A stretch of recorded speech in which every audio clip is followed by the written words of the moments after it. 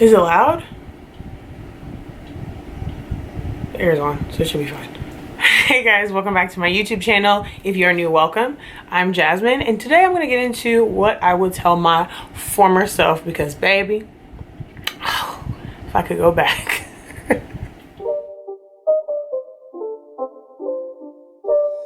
It's not a game, it's a rich thing.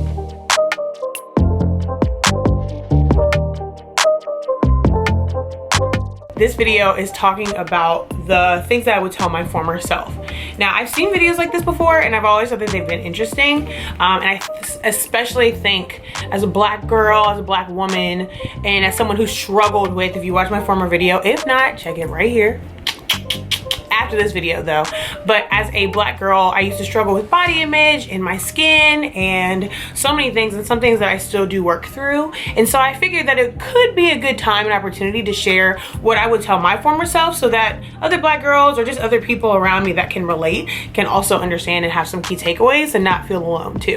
So what I did, first of all, before I get into that, are you subscribed? Are you a part of, you know, the homies, the clique, the friendship, the bond, right? Like, have we done this? Like, if not, go ahead and subscribe, hit the bell notification so you can get a new notification every time I post a new video, and we should just be friends, you know what I'm saying? I made a list of all of the things that I would tell my former self, and when I tell y'all, this is just scratching the surface. We only have so much time, so I figured I would make a list and do my best to stick to it. The first thing I would tell my former self: your dark skin is beautiful. Listen, I used to hate my skin color. I used to think that I was so ugly and hated how dark my skin was. Part of that now, looking back, I think there wasn't a lot of representation as far as darker skin shades for makeup, so that contributed to it. Wasn't seeing a lot of representation. I think now I understand in the day and age that we live in, where, you know, we're starting to speak up, especially right now with the protests and the movement and just Black Lives Matter, and just understanding that Black Lives Matter in all cylinders and all spheres. So really pushing for that representation in so many different aspects, especially me as a creative, being able to relate and understand and to see myself and other little girls too. I want my kids to look and see black dolls, and I know there's a lot more of that now, but again, just that representation so that they can feel beautiful. And so that wasn't necessarily the case 10 years ago, and I think that helped to, or even really 15 years ago, and I think that helped to perpetuate the way that I didn't look to myself. There was a guy in high school who literally told me, if you were a lighter complexion, I would probably date you. Right, he said it to my face. What did I say? Oh, okay.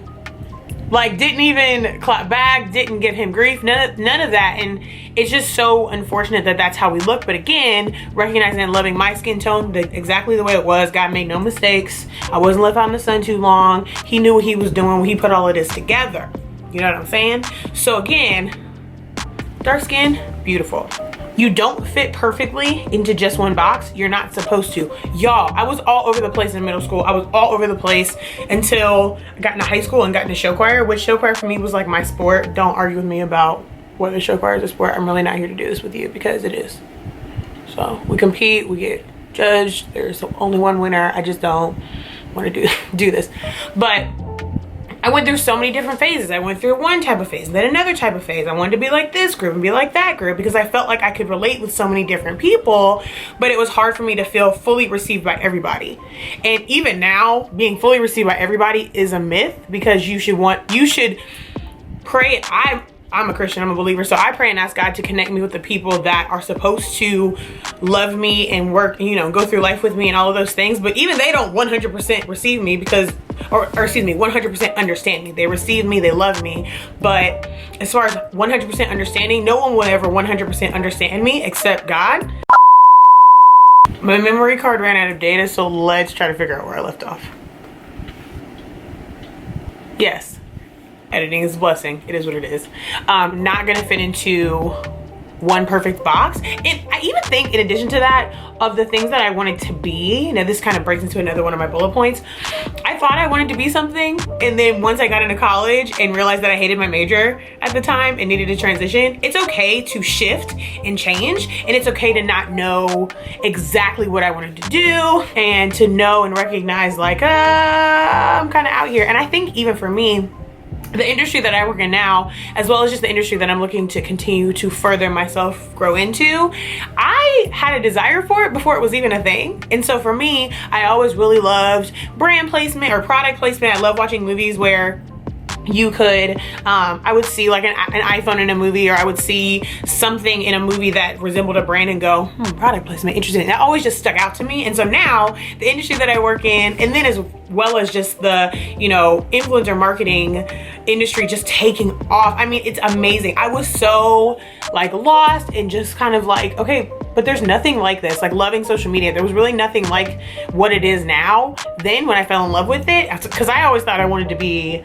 a like a businesswoman and wear suits and wear high heels and walk with a briefcase. Y'all listen, when I got my first corporate job, it was cute for a week. And then I was like, you know, I really don't actually like this. So now what am I gonna do? And it just was like really interesting. So again, it is okay to not know, and it is okay to think that you like something or want to stay in one industry or one area and shift and transition. Totally fine. You'll be fine. It's okay to stand up for yourself. Y'all, if you know me personally, you know that I am very direct, and I said what I said, I meant what I said, and sometimes my tactfulness is not there like it should be. But I think when I was in like middle school and high school, because I really struggled with like wanting people to like me, people pleasing, which that too sometimes I still struggle with even now, believe it or not, but especially in middle school and high school and even college, being received by people, being accepted by people, not wanting to push the envelope, not speaking up for myself, wanting to say something and not like wanting to have a rebuttal to something that someone said, all of those things. It is okay to stand up for yourself. It's actually mandatory. As a Black woman, as a person, as a Christian. I mean, there's so many different buckets that falls into, but standing up for yourself is mandatory. That does not mean being extra defensive all the time, but it also does not mean not saying anything, but just challenging the status quo, because I do a lot of that now. Okay. Do for yourself. Don't expect others to do for you. Y'all, I have always been one that wants to work, have my own source of income, always bringing in money. As soon as I could get a job, I did it. As soon as I could get my license, I got on my mother's last nerves until she took me to driving school and let me get my license, and then, you know, got me a car, and we were fortunate enough to do so. But there were some things that I just relied on other people to do for me because I was lazy, because I wasn't motivated in certain areas. If it extended outside of my normal level of what I considered trying, I just was like, it's okay because I'm super smart, so I don't have to try harder.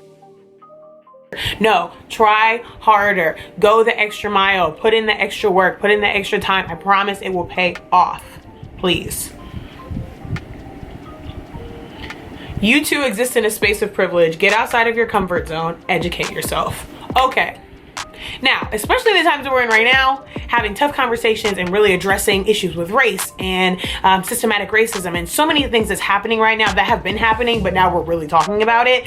I think for me, I too, even though I'm a Black woman and will always be first identified as such, existed. I grew up in an upper middle class environment, and so just pretty diverse, but again, I was very much able to lean more into the stereotypical white Black girl or Oreo type of lifestyle and type of characteristic, and it was easy for me to lean back and settle into that space because I wasn't challenged often about my race. I wasn't challenged often about myself as a woman. It wasn't as blatant to me because I was ignorant, I was uneducated, and it wasn't until probably college, post-college, that I truly, and even in the last couple of years, that I truly decided, no, you need to educate yourself. You need to start having conversations. You continue to end up in these same conversations about racism and systematic racism. And again, I'm not stupid. I know racism has always been a thing, so that's not what I'm saying, but just the extra educational step as far as reading books, engaging in conversation, belabor, y'all know what I mean. Do more. Don't put so much pressure on yourself. Don't put so much pressure on yourself. Y'all, I am a recovering imperfectionist. Nope, I am a recovering perfectionist. Yes, or an imperfectionist. I have struggled with perfectionism since I was in the 3rd grade. I would be doing my math homework and something would be off in the columns and I would start over. Or I would be writing a paper for a 4th grade teacher and I wouldn't like it and I would start over. Guys, with that came putting a lot of pressure on myself, putting really, really unrealistic expectations on myself, putting unrealistic expectations on others. Oh my Lanta. Stop doing it. It's fine. Do your best. Put in the work. Be afraid. Don't be afraid to fail. Don't be afraid to make mistakes. It's fine. Now, that came with therapy, which I'll get into in another video, but understanding just different tools I needed to apply to recognize and become more self-aware truly helped to set me up. So again, don't put so much pressure on yourself. It's fine. It's fine. It's fine. It's fine. I think for me, visually, I wanted to see it's okay if you're not married by this age. It's okay if you're not in this career path by this age. It's okay if you don't own a home at this age. It's okay if you don't do this by this age. It's okay. Why? One, because I serve a God who already knew that I was going to be right here and be right there at that exact moment. And then also, I think it's just a matter of like trial and error. It's never too late. You hear so many more stories, especially now. Thank God, with social media and being able to share stories all around the world of what's happening, being able to show of like someone who's in their mid-40s that just bought a house for the first time, or someone who's in their 30s who just paid off their car or whatever. I'm not saying be stupid and I'm not saying be wasteful and not use the resources you have. If you have the capacity to pay off debt and pay off student loans or whatever, do it. But if not, it's fine, girl. Don't put so much pressure on yourself.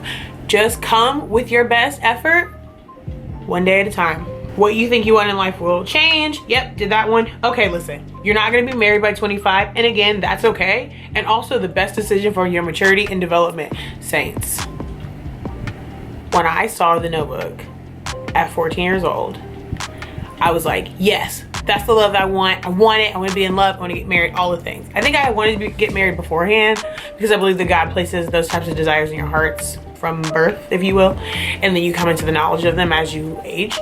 But I was like, yes, by the time I'm 25, I'm gonna have my executive career and briefcase career, which what? And I'm going to just be like super ready, fall in love, get married, high school sweetheart, all of that. Y'all, I was led by that notion, which caused me to be in relationships that did not serve me way longer than I should have, which caused me to compromise my value. That coupled with struggling with my own self-esteem and how I felt about myself and other things that I did not deal with well until I was in my late 20s, like I am now. And I promise you, I even remember watching like other people around me get married and live the life that I thought that I had wanted as far as the timing and everything. But like, I just did not, that just wasn't for me. I am thrilled that the few couples that ended up having the story that I wanted for myself are still married, but there were plenty of marriages that I watched, or plenty of weddings that I watched and couples that I watched and feeling left behind and feeling just forgotten about that are no longer. And the relationships are no longer. And so I can't thank God enough for just his positioning in me now. I'm in my late 20s and I'm 28 now. I'll be 29 at the end of the year, but thank God. Okay, like I could have saved myself so much grief and so many things, and I know that it's all necessary, and we'll get into that in another video. But homie, value is not determined by who does or doesn't receive you. Listen, I am a believer. God creating me and continuing to keep me on this path, and the fact that his son died for my sins and that he took the ultimate punishment for me shows me that I am valued. Anything less than that from people, I don't have to argue with you about why I'm valuable. I do not have to convince you that I am valuable. If you do not see it, that's on you. But for me, understanding, hey sis, understand that people ain't always going to receive you. They're not always going to value you, and that's okay. They're not supposed to. The people that are supposed to see you and value you are going to do so. Even if they don't see you initially and then turn around and do, It's okay. It's fine. You're beautiful. You're incredible. You are here for a reason. You have a purpose. There is nothing about you that says mistake. So let that be known and understood.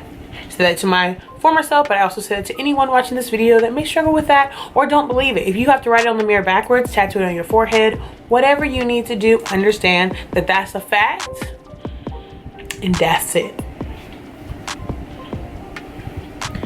Yes, you have the gift of singing, but there is so much more to you than that. When I was younger, I've been singing since I was a baby.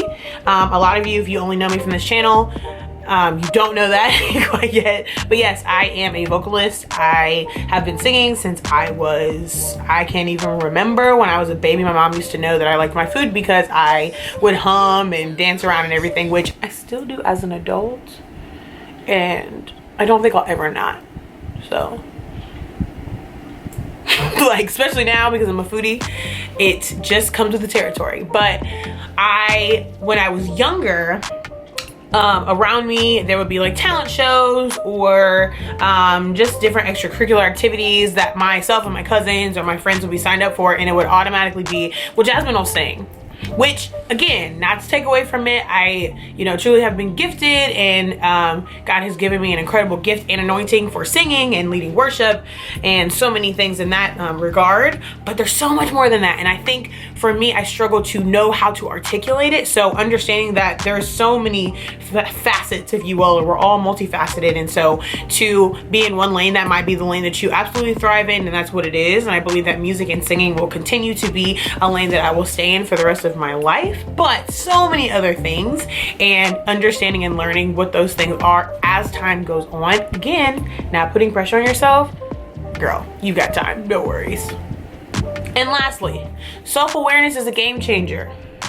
Now, if you know me, you know I have a podcast with one of my best friends. We just did an episode on self-awareness, which go listen to it. It's linked in the bio. It's linked in the description, I mean, but link down in the description. Go check it out. Self-awareness is a game changer. It helps to navigate conversation, helps to navigate relationships, helps to navigate what you're doing, how you're spending your time, if you're frustrated, what your triggers are, why do you have the triggers you have, so many things. Being self-aware is amazing. And not just self-aware, but also aware of others around you and how we connect and vibe with our friends. Okay, is that getting on your nerves? Are you irritated? Let me leave it alone. Prior experiences, learning. Self-awareness is a game changer. And so what I would say to my former self, girl, get self-aware, understand, learn. Always gonna be learning. You're always gonna be evolving, but self-awareness, a game changer. So those are a few things that I would say to my former self. I did not even scratch the surface on everything, but those are just a few key things that I pulled out. So again, thank you for watching this video. If there's something that you think would be really helpful or beneficial to share with your former self, let me know down in the comments below. Reach out to me on Instagram, on Facebook. Again, I have a podcast with my best friend. And let's just continue to be homies. Again, like I already told y'all, subscribe, like, share, all the things. Share the video. I mean, I feel like it was a good video. So again, thanks y'all for hanging with me. Love you. Talk to you later. Bye.